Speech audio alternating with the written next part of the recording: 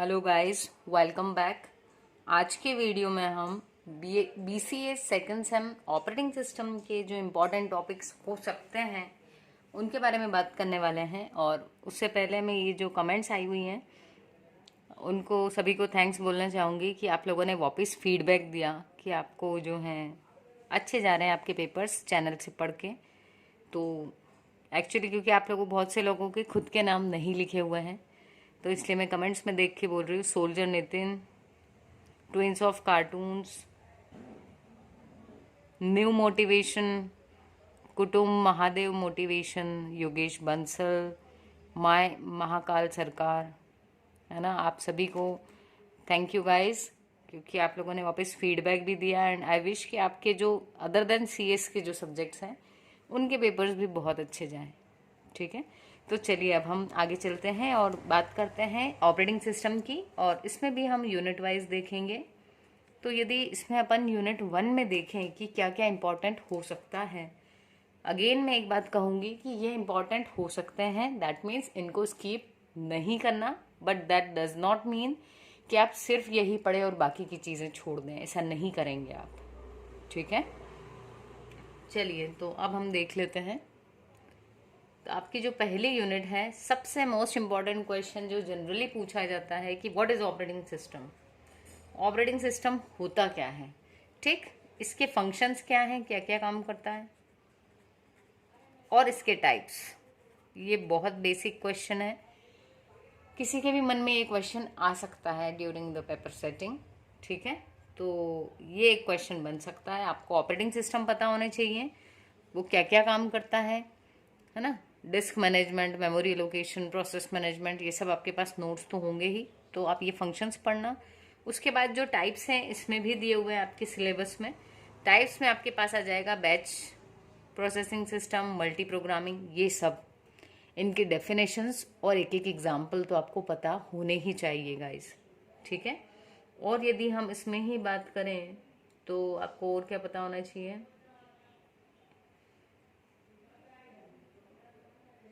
Mac OS, ये जो इसमें एंडिंग में दिए हुए हैं ऑपरेटिंग सिस्टम्स, तो इनमें से एटलीस्ट आपको विंडोज, यूनिक्स और लिनक्स एंड एंड्रॉयड, एटलीस्ट इतना मालूम होना चाहिए इनके बारे में कि आप लिख पाओ इनके ऊपर अगर शॉर्ट नोट आ जाए तो। ठीक है, तो फर्स्ट यूनिट में हम इतना ही लेते हैं। नेक्स्ट डिस्कस कर लेते हैं आपकी सेकेंड यूनिट। सेकेंड यूनिट की यदि हम बात करें तो इसमें है आपका प्रोसेस कंसेप्ट। तो जो है शेड्यूलिंग एल्गोरिदम्स इसमें मोस्ट इम्पॉर्टेंट है। शेड्यूलिंग एल्गोरिदम्स जिसमें जो आपकी FCFS, first come first serve, shortest job first, SRTN, RR और प्रायोरिटी, ये सभी तो आपको पता होना चाहिए। अगर आप इसका आंसर लिखते हैं, हम एंड में बात कर लेंगे आंसर्स कैसे लिखना है अगर एल्गोरिदम्स वाले क्वेश्चंस आते हैं तो। ठीक है, तो उसकी टिप्स भी आप लिख लेंगे तो मैं चाहूँगी कि वो आपकी बहुत हेल्प करे और आपको अच्छे मार्क्स आ जाए बाद में। ठीक है, तो ये जो एल्गोरिदम्स है वो आपको बहुत अच्छे से समझना है। कुछ तो शायद है, मैंने अपलोड भी कर रखी हैं। इन केस यदि कभी कंसेप्ट समझने में कोई प्रॉब्लम आए तो I think I can help, पर मैं 1 या 2 वीडियो से ही हेल्प कर पाऊँगी इतना, क्योंकि टाइम बहुत कम है। मैं इतने सारे वीडियोस के लिए टाइम नहीं निकाल पाऊँगी गाइज। ठीक है, तो अगर आपको किसी एल्गोरिदम में कोई डाउट आ रहा है तो आप पूछ लेना, मैं शॉर्ट से शॉर्ट वीडियो में उसको एक्सप्लेन करने का ट्राई करूँगी। ठीक है, उसके बाद में यदि हम बात करें तो सेकेंड यूनिट में आपके पास में है डेडलॉक। ये मोस्ट इम्पॉर्टेंट है। डेडलॉक से रिलेटेड सब कुछ, डेडलॉक डिटेक्शन, प्रिवेंशन कैसे करते हैं, उसकी कैरेक्टरिस्टिक्स क्या होती हैं, ये पता होना चाहिए आपको।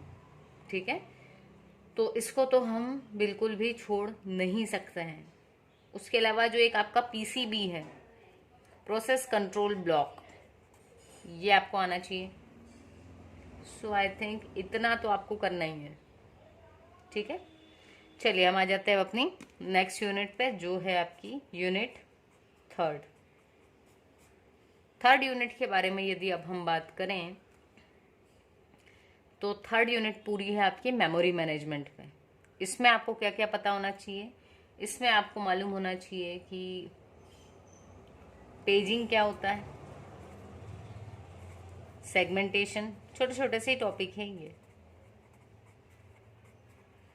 इसमें जो आपकी वो best fit, first fit, worst fit होती है वो पता होना चाहिए आपको। ठीक है, काफ़ी इजी होती हैं वो, सिर्फ आपको शांति से बैठ के कंसंट्रेशन के साथ पढ़ने की ज़रूरत है।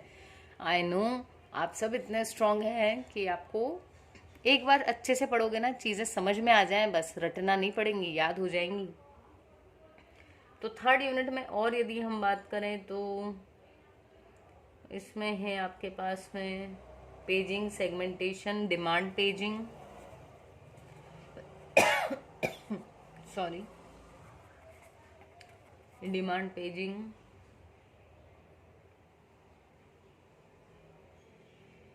पेज रिप्लेसमेंट, वो least recently used, sorry, so page replacement की जो एल्गोरिदम्स हैं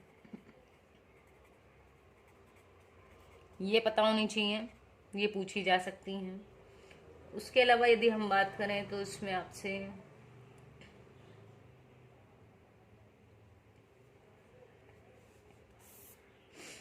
फाइल सिस्टम, क्यों बनाते हैं फाइल्स,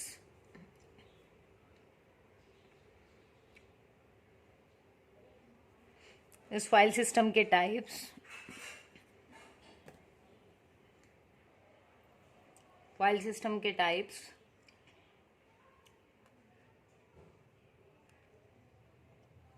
डायरेक्टरी स्ट्रक्चर,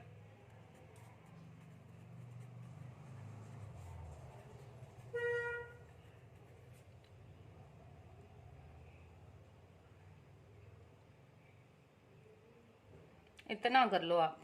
ये जो शुरू के टॉपिक्स है ना, ये 3 दिखने में आपको एक एक टॉपिक लग रहा है, पर ये बहुत छोटे छोटे से हैं टॉपिक्स, समझ लोगे ना जब, ज़्यादा टाइम नहीं लेंगे।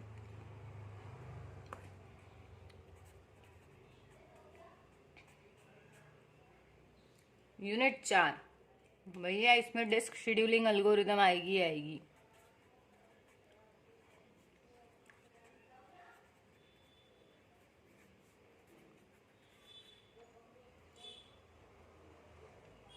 उसमें हुई आपकी first come first serve, shortest seek time first, scan, C scan, look, सारी, ये 4 सब पढ़ के जाना है आपको, कुछ भी पूछा जा सकता है। फिर हम बात करें तो ऑथेंटिकेशन एंड ऑथराइजेशन क्या होता है।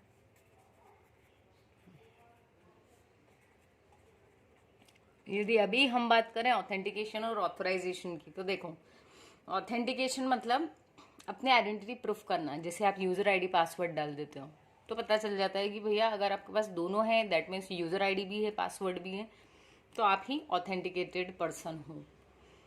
लेकिन अब आप सिर्फ जो भी सामने आपको पेज दिख रहा है उसको सिर्फ देख सकते हो, रीड कर सकते हो, या राइट भी कर सकते हो, एडिट भी कर सकते हो, दैट इज ऑथोराइजेशन, कि आपको अथॉरिटी कितनी है। ठीक है, उसके बाद में अगर हम चौथी यूनिट में और बात करें तो आप विंडोज सिक्योरिटी पढ़ लेना भाई।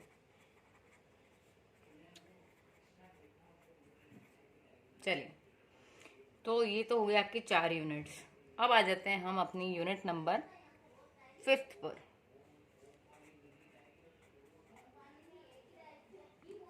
एक्चुअली ये मेजर माइनर के कारण ना ध्यान नहीं रहता है किसमें कितनी यूनिट्स हैं, इसीलिए मैंने कमेंट में पूछा भी था कि यूनिट्स कितनी हैं। चलिए, तो जो 5वीं यूनिट है वो है लाइनक्स बेस्ड। तो आपको ये पता होना चाहिए, लाइनक्स पे अगर शॉर्ट नोट लिखने को आए तो आपको आना चाहिए लिखने को, लाइनक्स पे आप शॉर्ट नोट लिखें। ठीक है, इसकी एडवांटेज आपको पता होनी चाहिए, और हार्डवेयर रिक्वायरमेंट्स की कितनी मेमोरी लगती है, क्या सब कुछ है वो। इसमें ना फाइल सिस्टम बहुत इम्पॉर्टेंट होता है। फाइल सिस्टम का एक आर्किटेक्चर होता है, होम डायरेक्टरी, होम या रूट बोलते हैं उसको, इससे डिनोट करते हैं, वो होगा आपके पास नोट्स में। ठीक है, तो ये वाला जो क्लासिफिकेशन है उसको ज़रूर याद कर लेना। कई बार पूछ लिया जाता है कि फाइल सिस्टम को एक्सप्लेन कर दो, तो बैच फाइल वगैरह बता दी, और भी बहुत सारी होती हैं, तो आपके पास में है नोट्स में आई थिंक। ठीक, उसके बाद यदि अब हम और बात करें तो हमारे पास में है लाइनक्स स्टैंडर्ड डायरेक्टरीज। ये जो डायरेक्टरीज लिखा है ना, ये वही है जो आपके फाइल सिस्टम में ऑलरेडी आ गया है। ठीक है, देन आपके पास में है इसका आर्किटेक्चर, लाइनक्स आर्किटेक्चर, और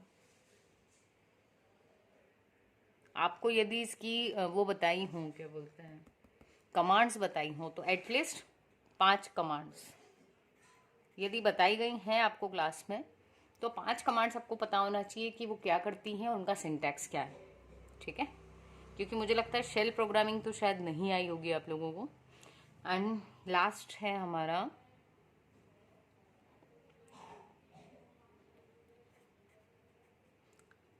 CLIOS कमांड लाइन वाला वर्सेस ग्राफिकल यूजर इंटरफेस वाला ऑपरेटिंग सिस्टम।